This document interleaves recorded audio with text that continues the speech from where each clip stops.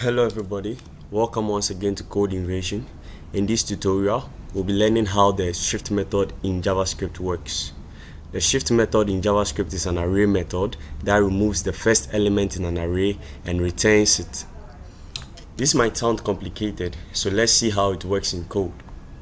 Using our names array which we have on the screen, if we call the shift method on our names array, what happens is that the first element in our array is removed. So in this case, John will be removed from our array. Hence, our names array will be modified to become Doe, Frank, and Kate. To see this in action, let's log our names array to the console.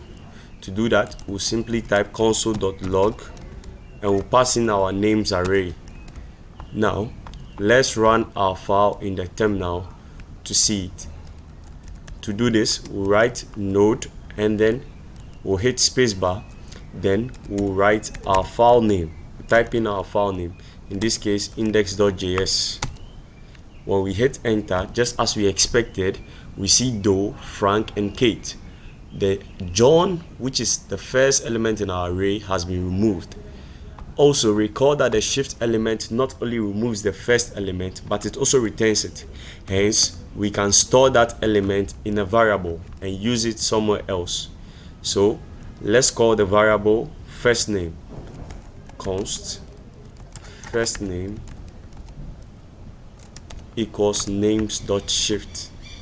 Now, to see this first name, let's log it to the console. First name. We'll rerun our code with node in the terminal to see the first name. Node index.js. And there we have it. We see John, which was the first element in the array, logged to the console.